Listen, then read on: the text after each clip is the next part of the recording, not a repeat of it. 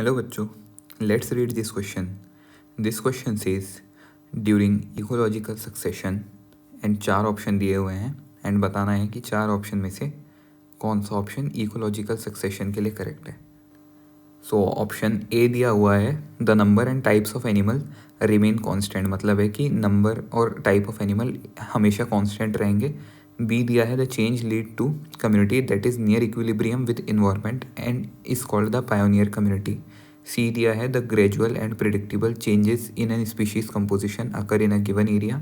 And D है the establishment of new biotic community is very fast in its primary phase. So देखते हैं इस question को solve करने के लिए कौन से की कॉन्सेप्ट की आपको रिक्वायरमेंट है. तो जो की कॉन्सेप्ट जिसके बारे में आपको नॉलेज होना चाहिए वो है इकोलॉजिकल सक्सेशन. तो इकोलॉजिकल सक्सेशन को समझने के लिए एक डायग्राम मैं बनाता हूँ. इस डायग्राम से इकोलॉजिकल सक्सेशन को एकदम क्विकली समझते हैं. सो इस डायग्राम को देखिए. इस डायग्राम में क्या है, स्टार्टिंग में आपके पास एक पीस ऑफ लैंड है जो एम्प्टी है. अब इस पीस ऑफ लैंड में कहीं से कुछ ऑर्गेनिज्म आ जाते हैं और ये जो ऑर्गेनिज्म है, क्योंकि इस पीस ऑफ लैंड में जो खाली था इसमें फर्स्ट टाइम आ रहे हैं, तो ये हो जाती है पायोनियर स्पीशीज़. अब क्या होता है कि ये लोग जो है अपनी स्पीशीज़ को इस पीस ऑफ लैंड में बढ़ाते हैं.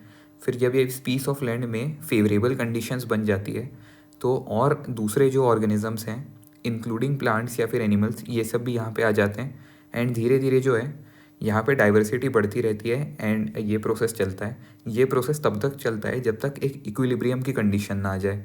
ओके, एंड इक्विलिब्रियम की कंडीशन के बाद इन केस सिचुएशंस जो है ज़्यादा फेवरेबल नहीं रहे उस इकोसिस्टम के लिए, तो ये इकोसिस्टम डिटीरियोरेट करने लग जाता है. एंड डिटीरियोरेट करने के बाद ये जो है इसमें डाइवर्सिटी धीरे धीरे कम होती है एंड एट लास्ट जो है ये इकोसिस्टम ख़त्म हो जाता है.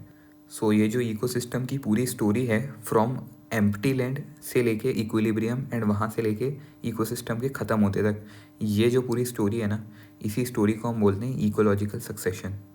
तो अब इस की कॉन्सेप्ट को समझ लेने के बाद ऑप्शंस को देखते हैं. ऑप्शन ए में लिखा है the number and types of animal remain constant. अब आपने इस पूरी स्टोरी में देखा कि शुरू में कुछ ही ऑर्गेनिज्म थे, लिमिटेड ऑर्गेनिज्म थे. फिर उसके बाद वो ऑर्गेनिज्म बढ़े, फिर उसके बाद ऑर्गेनिजम्स की डाइवर्सिटी भी बढ़ी. तो इसका मतलब number and types of animal या जो ऑर्गेनिज्म है ये कांस्टेंट तो नहीं रहते, तो ये ऑप्शन एलिमिनेट हो जाता है.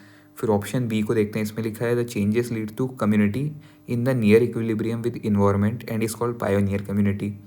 तो ये स्टेटमेंट भी इनकरेक्ट हो जाता है क्योंकि पायोनियर स्पीशीज़ तो वो होती है जो स्टार्टिंग में किसी एम्प्टी लैंड में आती है. ओके, तो वो होती है पायोनियर कम्युनिटी.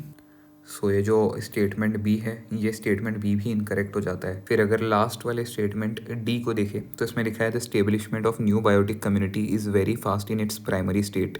पर प्राइमरी स्टेट में आपने देखा कि एम्प्टी लैंड जो होता है उसमें ज़्यादा फेवरेबल कंडीशंस नहीं होती है, तो बहुत लिमिटेड ऑर्गेनिज्म ही यहाँ पे ग्रो कर पाते हैं एंड इनका रेट भी बहुत स्लो होता है, तो इनका स्लो रेट ऑफ ग्रोथ होता है. सो ऑप्शन सी जो होगा ना, option C would be the correct answer. लिखा है the gradual and predictable changes in an species composition occur in a given area. तो ये जो पूरी स्टोरी मैंने आपको सुनाया था इकोलॉजिकल सक्सेशन की, इसमें हम लोग ऑलरेडी प्रिडिक्ट कर पा रहे थे कि आगे सिचुएशंस क्या होगी.